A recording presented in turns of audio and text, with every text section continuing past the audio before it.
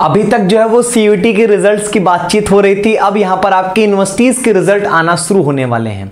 सबसे पहले जो है वो यहाँ पर डीयू का 19 जुलाई को रिजल्ट आने जा रहा है। आपको यहाँ पर कौन सा कॉलेज मिलेगा, कौन सा कोर्स मिलने वाला है, ये यहाँ पर आपको पता चलेगा।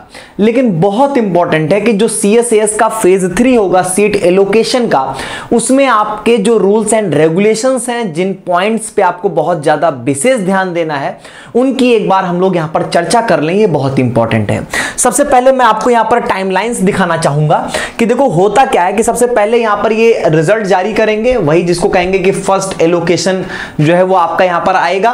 तो जो पहला CSS एलोकेशन लिस्ट होगी यहाँ पर आपकी, वो 19 जुलाई को शाम 5 बजे यहाँ पर आ जाएगी। कोई डिले नहीं होता है, आ ही जाता है टाइम पे यहाँ पर। अब क्या होता है, जैसे ही मान लीजिए कि आपको कोई पर्टिकुलर प्रोग्राम और कॉलेज यहाँ पर ऑफर होता है, तो आपके पास ऑप्शन होगा एक्सेप्ट करने का। अब यहां पर आपके मन में प्रश्न आएगा, सर अगर हम एक्सेप्ट नहीं किए तो?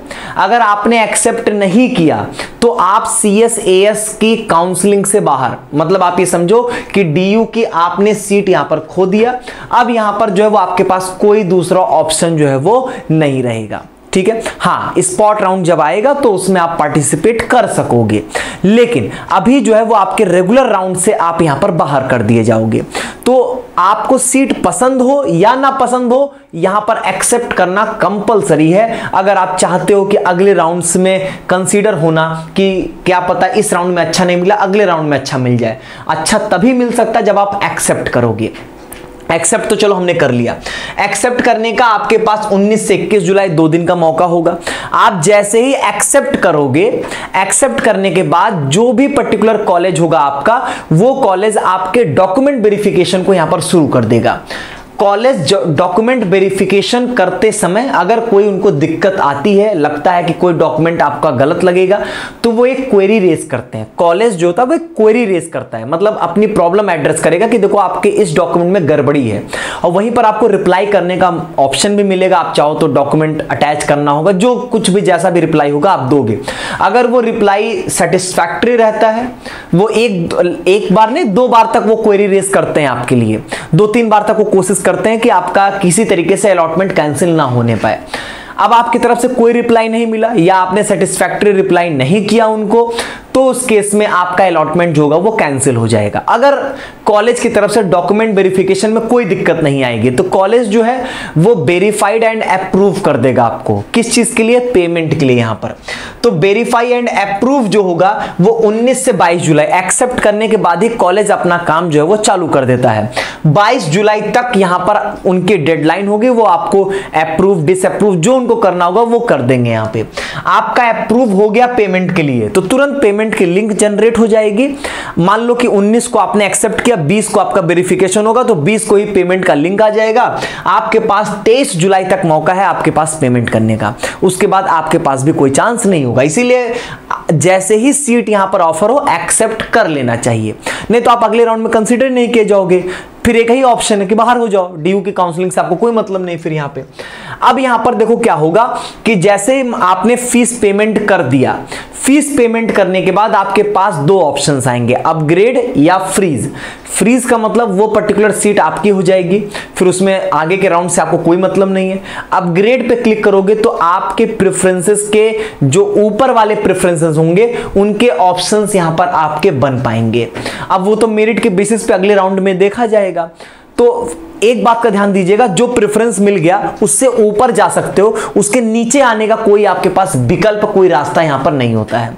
अब देखो उसके बाद ये क्या करेंगे, वैकेंट सीट आपको दिखा देंगे 24 जुलाई को कि भैया इतनी सीट्स इस कॉलेज में वैकेंट है यहां पर। फिर यहां पर आपको रीऑर्डर हायर प्रेफरेंसेस, इसका मतलब ये हुआ कि जो सीट आपको मिली है, जो प्रेफरेंस नंबर आपको मिला, मान लो आपको 25वें नंबर का प्रेफरेंस मिला, तो 1 से लेके 25 तक की प्रेफरेंसेस को आप ऊपर नीचे कर सकते हो यहां पे। ठीक है, पिछली बार इन्होंने ऐसा किया था, इस बार भी ऐसा ये करेंगे कि यहां पर जो है वो ये कट ऑफ जारी कर देते हैं। आपको जो प्रेफरेंस मिलता है उसके ऊपर जितने भी प्रेफरेंसेस हैं उनकी कट ऑफ क्या है और आपका मार्क्स क्या है, मतलब आपको ये पता चल जाएगा कितने का डिफरेंस है, तो उसके क्या चांसेस होंगे आपको खुद ही अंदाजा लग जाता है वहां से। अच्छा, एक चीज यहां पर और भी इंपॉर्टेंट है, इस बार ऐसा बोला गया था प्रेस कॉन्फ्रेंस में कि ऑटो अपग्रेडेशन का रूल इन्होंने बताया था कि ऑटोमेटिक अपग्रेड होगा यहां पर आपका, मतलब आप अपग्रेड पे नहीं भी लगाओगे तो ऑटोमेटिकली अपग्रेडेशन के लिए कंसीडर कर लिया जाएगा, या तो आप फ्रीज कर दो, नहीं करोगे तो ऑटोमेटिकली वो अपग्रेड पे मान लिया जाएगा, और आप खुद से अपग्रेड कर दोगे तो कोई बात ही नहीं यहां पर, ठीक है। फिर इसी तरीके से रीऑर्डर करने का मौका मिलेगा, आप चाहो तो 1 से लेके 25 तक की प्रेफरेंसेस को आप चेंज करो, मतलब अगर आपको 25वें नंबर का प्रेफरेंस मिला है तो 1 से लेके 24 तक की प्रेफरेंसेस में आप ऊपर नीचे कर सकते हो। यहाँ पे कोई नया प्रेफरेंस अब ऐड करने का आपके पास कोई भी मौका नहीं होगा। फिर उसी तरीके से यहाँ पर आपका सेकेंड अलॉटमेंट आएगा, वो आएगा यहाँ पर 28 जुलाई को, फिर वही पैटर्न यहाँ पर फिर फॉलो हो जाएगा। तो बहुत इंपॉर्टेंट है, बहुत बच्चे गलती करते हैं, मुझे ये वाला अभी कोर्स या कॉलेज नहीं पसंद है, मैं नेक्स्ट राउंड में देखता हूं क्या होगा। नहीं होगा कुछ आपका, आपको एक्सेप्ट करना है, फीस पेमेंट करनी है, अपग्रेड पे लगाना है, नहीं लगाओगे ऑटोमेटिकली अपग्रेड पे लग जाएगा वो, तब यहां पर आप अगले राउंड में अपने लिए सोच सकते हो। सर विड्रॉ कब तक कर सकेंगे? विड्रॉ आप यहां पे कर सकोगे अप टू, आप ये मान के चलो कि जब तक स्पॉट राउंड अनाउंस नहीं होगा। जब स्पॉट राउंड अनाउंस होगा, मान लीजिए एक पर्टिकुलर डेट दे दी जाएगी कि 10 अगस्त को यहां पर आपका स्पॉट राउंड शुरू होगा, तो उससे पहले पहले यहां पर आपको अपना विड्रॉ वाला काम कर लेना है। आपको अगर विड्रॉ करना तो उससे पहले आपको डिसीजन ले लेना है। बाकी हर टाइम यहां पर आपके विड्रॉ के ऑप्शंस जो हैं वो बने रहेंगे, और इन्होंने ये भी बोला है कि विड्रॉ इस बार चूज करने पे रिफंड जो होगा ये 3 से 5 दिनों में ये करेंगे, ऐसा इन्होंने अपने प्रेस कॉन्फ्रेंस में बोला था। आप पुराने वीडियोस में जाकर हमारे देख भी सकते हो। अब ऐसा होगा कि नहीं होगा, ये थोड़ा वेट करने वाली यहां पर बातचीत जो है वो आ जाएगी, ठीक है। तो कुल मिला के फेज 3 का यही सारे रूल्स एंड रेगुलेशंस हैं, ध्यान से सारी चीजों को करना है, और आप सभी को बहुत ढेर सारी शुभकामनाएं होंगी कि आपके रिजल्ट्स बहुत बेहतरीन आए। बाकी देखते हैं 19 तारीख को यहाँ पर क्या होता है और क्या आपको मिलता है। बहुत बहुत धन्यवाद।